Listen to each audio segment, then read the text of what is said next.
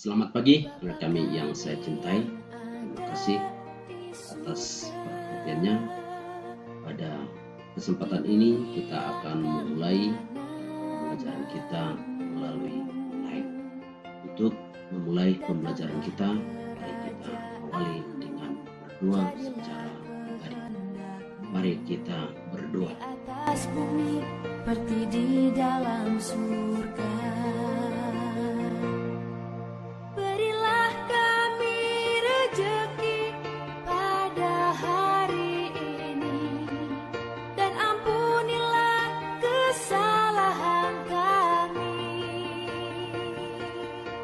seperti kami pun mengampuni yang Anak kami yang saya cintai, terima kasih atas perhatiannya. Pada kesempatan ini kita akan masuk ke dalam materi, yaitu bab yang ketiga.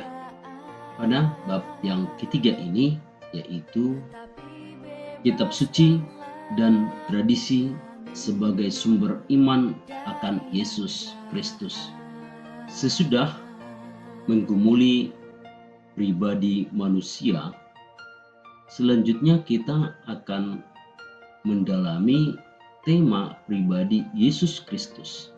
Sebagai pribadi yang bermartabat citra Allah, kita dipanggil oleh Allah untuk secara bertanggung jawab mengembangkan diri menuju kesempurnaan dalam kebersamaan dengan sesama. Upaya mengembangkan diri tersebut bukanlah suatu hal yang mudah, sebab dalam perjalanan hidupnya manusia selalu dihadapkan dengan berbagai tantangan dan rintangan.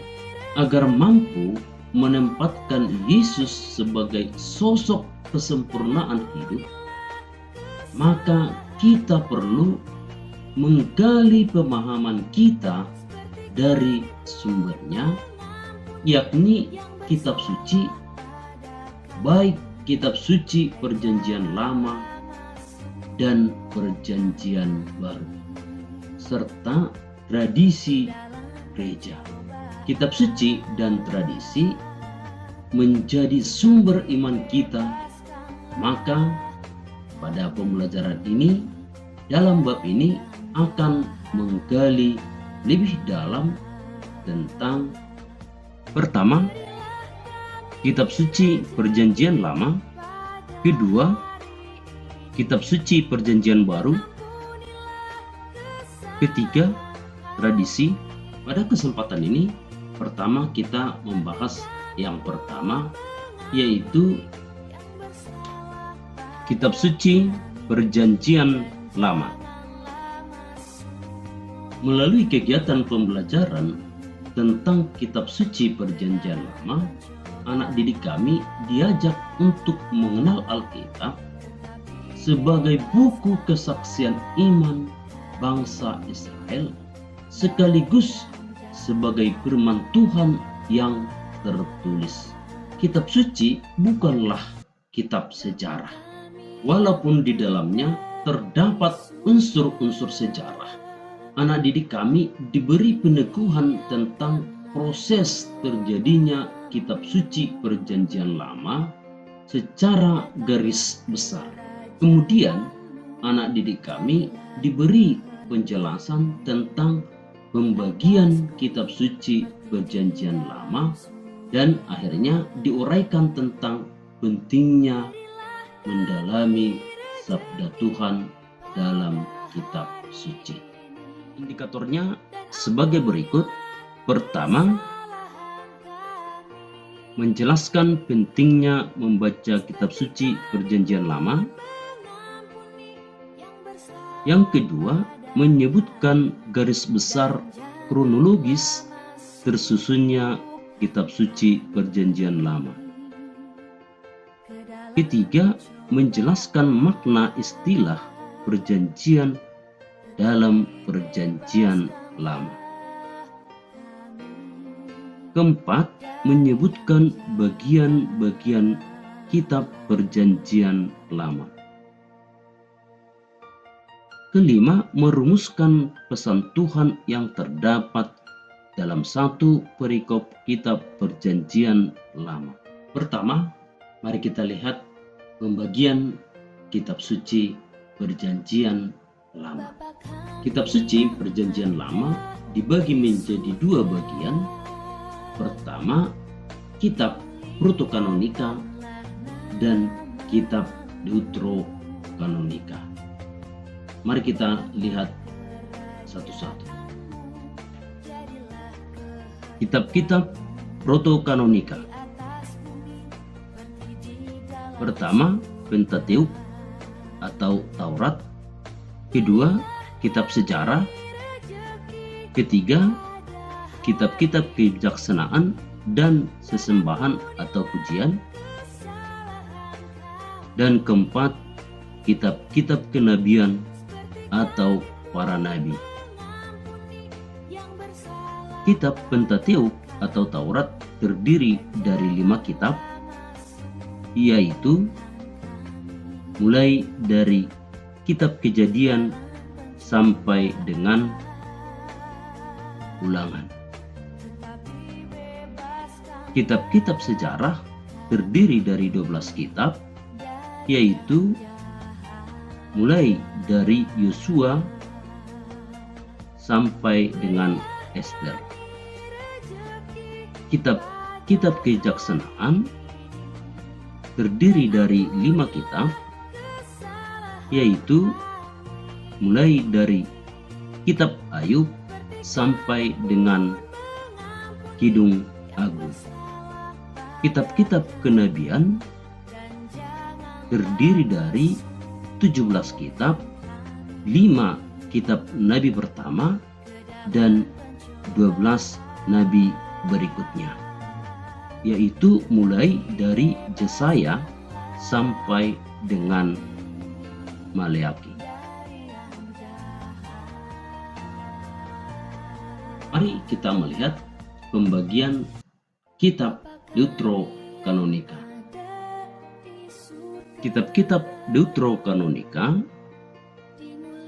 yaitu Tobit, Yudit, Kebijaksanaan Salomo, Sirak, 1 Makabe, 2 Makabe, ditambah 2 kitab tambahan yaitu Daniel dan Ester. Itulah pembagian dari kitab Perjanjian Lama. Mari kita melihat hubungan Perjanjian Lama dan Perjanjian Baru. Hubungan Perjanjian Lama dan Perjanjian Baru, hal ini tertuang di dalam dokumen Konsili Vatikan kedua tentang wahyu ilahi, yaitu Dei Verbum artikel 16, yang menyatakan sebagai berikut.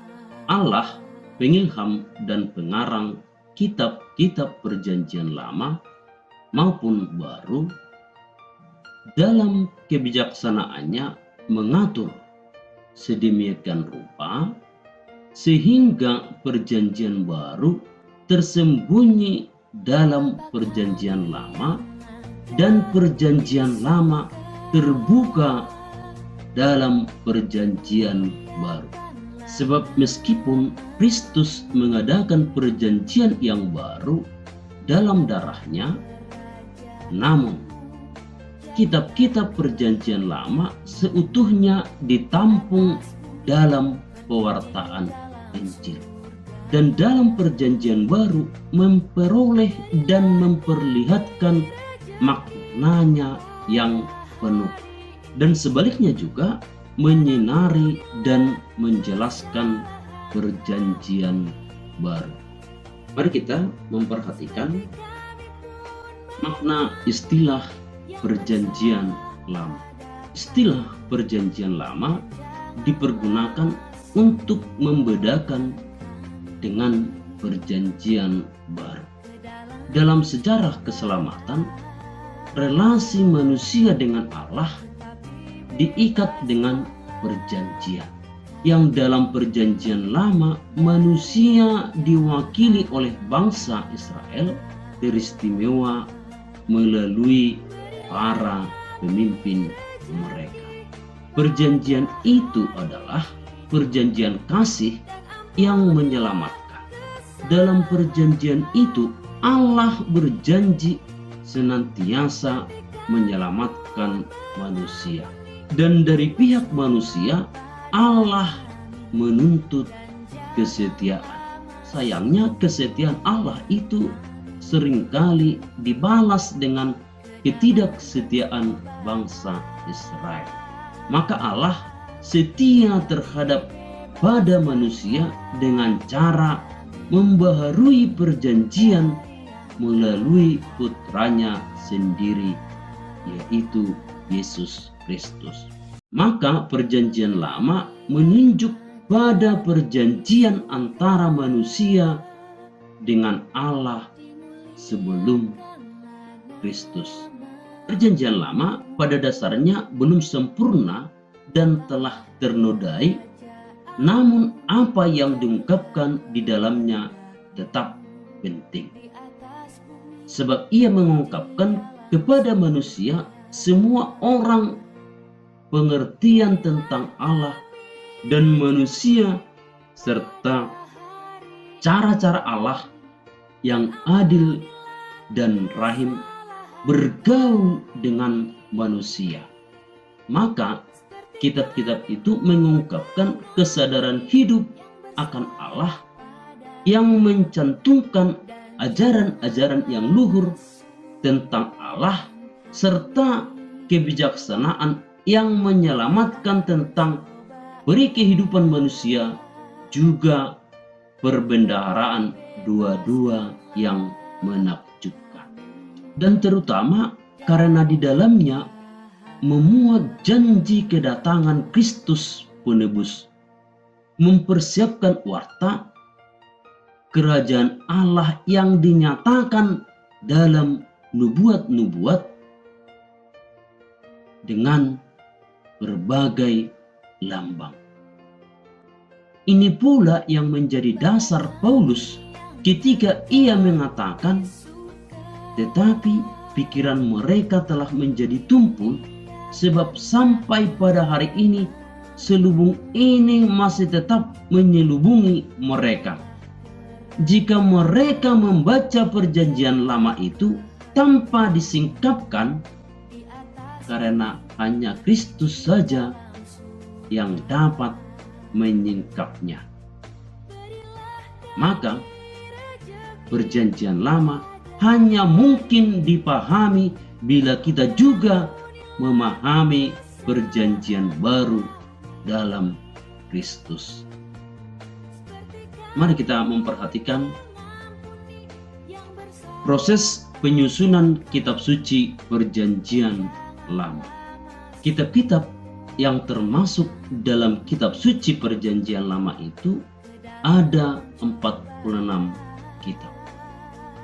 Tentu saja kitab-kitab itu tidak ditulis dalam waktu bersamaan, melainkan melalui suatu proses panjang. Berikut ini garis besar proses penyusunan kitab suci perjanjian lama.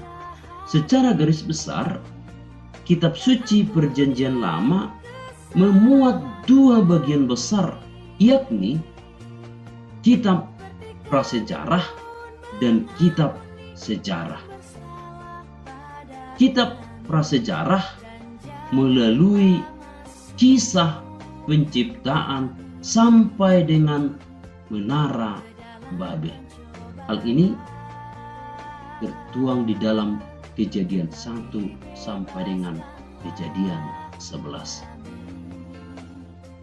Sedangkan kitab sejarah, yaitu sejarah bangsa Israel mulai dari Abraham yang hidup sekitar tahun 2000 atau 1800 sebelum Masehi sampai menjelang Yesus Kristus. Namun sejarah yang ditulis dalam Perjanjian Lama lebih merupakan sejarah iman. Maka untuk mengetahui proses terjadinya kitab suci Perjanjian Lama sebenarnya dimulai dengan awal sejarah Israel, yaitu sekitar tahun 1800 sebelum Masehi. Pertama, 1800 sampai dengan 1600 sebelum Masehi, yaitu zaman bapak-bapak bangsa. Yang kedua, tahun 1600 sampai dengan 1225 sebelum Masehi, yaitu kisah bangsa Israel mengungsi ke Mesir. Ketiga, tahun 1225 sampai dengan 1030 sebelum Masehi, yaitu perebutan tanah Kanaan dan zaman hakim-hakim. Keempat, tahun 1030 sampai dengan 930 sebelum Masehi, yaitu periode raja-raja. Kelima, tahun 930 sampai dengan 722 sebelum Masehi, yaitu kerajaan Israel dan Yehuda. Keenam, tahun 722 sampai dengan 587 sebelum Masehi, kerajaan Yehuda masih berlangsung sesudah kerajaan Israel jatuh. Ketujuh, tahun 586 sampai dengan 539 sebelum Masehi, yaitu zaman pembuangan Babylon. Kedelapan, tahun 538 sampai dengan 200 sebelum Masehi, yaitu sesudah pembuangan. Kesembilan, 2 abad terakhir sebelum Masehi, yaitu penulisan kitab Deuterokanonika. Mari kita memperhatikan kanonisasi kitab suci dan kitab Deuterokanonika. Kata kanon berasal dari bahasa Yunani kenon, yang artinya norma, ukuran, atau pedoman. Kitab-kitab yang terdapat dalam kanon disebut kitab-kitab kanonik. Kitab-kitab yang diakui sebagai kanonik tersebut diakui resmi sebagai kitab suci dan dijadikan patokan atau norma iman mereka. Kitab-kitab Perjanjian Lama pada awalnya ditulis dalam bahasa Ibrani atau Hebreu, tetapi setelah orang-orang Yahudi terusir dari tanah Palestina dan akhirnya menetap di berbagai tempat, mereka kehilangan bahasa aslinya. Banyak keturunan mereka tidak lagi bisa menggunakan bahasa Ibrani dan mulai berbicara dalam bahasa Yunani atau Greek, yang pada waktu itu merupakan bahasa internasional. Oleh karena itu, banyak di antara mereka membutuhkan terjemahan seluruh kitab Perjanjian Lama dalam bahasa Yunani. Kebetulan pada waktu itu di Alexandria berdiam sejumlah besar orang Yahudi yang berbahasa Yunani. Selama pemerintahan Ptolemeus kedua, Philadelphus, yaitu tahun 285 sampai dengan 246 sebelum Masehi, proyek penterjemahan dari seluruh kitab suci orang Yahudi ke dalam bahasa Yunani dimulai oleh 70 atau 72 ahli kitab Yahudi. Mereka adalah wakil dari ke-12 suku bangsa Israel, dan tiap suku diwakili 6 orang. Terjemahan ini diselesaikan sekitar tahun 250 sampai dengan 125 sebelum Masehi dan disebut Septuaginta, yaitu dari kata Latin yang berarti 70 sesuai dengan jumlah penterjemah.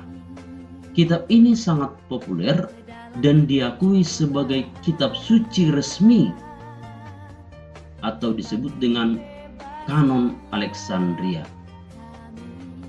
Bagi kaum Yahudi yang terusir yang tinggal di Asia Kecil dan Mesir.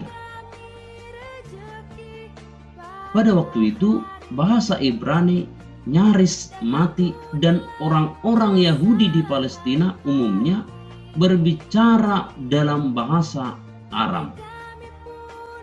Jadi hampir bisa dipastikan bahwa Yesus, para rasul, dan para penulis kitab-kitab Perjanjian Baru menggunakan Perjanjian Lama terjemahan Septuaginta. Bahkan 300 kutipan dari kitab Perjanjian Lama yang ditemukan dalam kitab Perjanjian Baru adalah berasal dari Septuaginta. Mohon diperhatikan juga bahwa seluruh kitab Perjanjian Baru ditulis dalam bahasa Yunani. Setelah Yesus disalibkan dan wafat, para pengikutnya tidak menjadi punah, tetapi malahan menjadi semakin kuat. Pada sekitar tahun 100 Masehi, para rabi atau imam Yahudi berkumpul di Jamnia, Palestina, mungkin sebagai reaksi terhadap gereja. Dalam konsili Jamnia, mereka menetapkan 4 kriteria untuk menentukan kanon kitab suci mereka. Pertama, ditulis dalam bahasa Ibrani. Kedua, sesuai dengan kitab Taurat. Ketiga, lebih tua dari zaman Ezra, yaitu sekitar 400 sebelum Masehi. Dan keempat, ditulis di Palestina. Atas kriteria di atas, mereka mengeluarkan kanon baru yang menolak 7 buku dari kanon Alexandria, yaitu seperti yang tercantum dalam Septuaginta, yaitu Tobit, Yudit, Kebijaksanaan Salomo, Sirak, Baruk, 1 Makabe, 2 Makabe, berikut tambahan-tambahan dari kitab Ester dan Daniel. Hal ini dilakukan semata-mata atas alasan bahwa mereka tidak menemukan versi Ibrani dari kitab-kitab yang ditolak di atas. Pada Konsili Hippo tahun 393 Masehi dan Konsili Kartago tahun 397 Masehi, Gereja Katolik secara resmi menetapkan 46 kitab hasil dari kanon Alexandria sebagai kanon bagi kitab-kitab Perjanjian Lama. Selama 16 abad, kanon Alexandria diterima secara bulat oleh gereja masing-masing dari 7 kitab yang ditolak oleh Konsili Jamnia dikutip oleh para bapak gereja, diantaranya Santo Polikarpus, Santo Irenaeus, Paus Santo Clement, dan Santo Cyprianus sebagai kitab-kitab yang setara dengan kitab-kitab lainnya dalam Perjanjian Lama. 7 kitab berikut, 2 tambahan kitab yang ditolak tersebut dikenal oleh gereja sebagai Deuterokanonika atau kanon kedua. Mari kita mengikuti alasan membaca dan mendalami kitab Perjanjian Lama merupakan keharusan. Pertama, mempelajari Perjanjian Lama, kita akan melihat bagaimana Allah secara terus-menerus dan dengan setia menyatakan dirinya untuk dikenal, dan bagaimana bangsa Israel menanggapi pewahyuan Allah itu. Yang kedua, kitab suci Perjanjian Lama bukan buku yang pertama-tama hendak menguraikan fakta-fakta sejarah, melainkan dan terutama hendak mengungkapkan Allah yang berfirman, yang menyampaikan rencana dan tindakan penyelamatan kepada manusia. Ketiga, beberapa bagian Perjanjian Lama berisi nubuat-nubuat tentang juru selamat yang dijanjikan Allah yang digenapi dalam diri Yesus Kristus. Yang keempat, Yesus sendiri sebagai orang Yahudi mendasarkan pengajarannya dari kitab Perjanjian Lama. Anak kami yang saya cintai, sampai di sini penjelasan Bapak tentang materi kitab suci Perjanjian Lama. Semoga penjelasan Bapak yang singkat, semoga anak didik kami dapat memahaminya dengan baik. Mari kita akhiri pertemuan kita dengan berdoa secara pribadi. Mari kita berdoa. Kami rejeki pada hari ini, dan ampunilah kesalahan kami, seperti kami pun mengampuni yang bersalah pada kami. Dan Sekian dan terima kasih. Tuhan Yesus memberkati.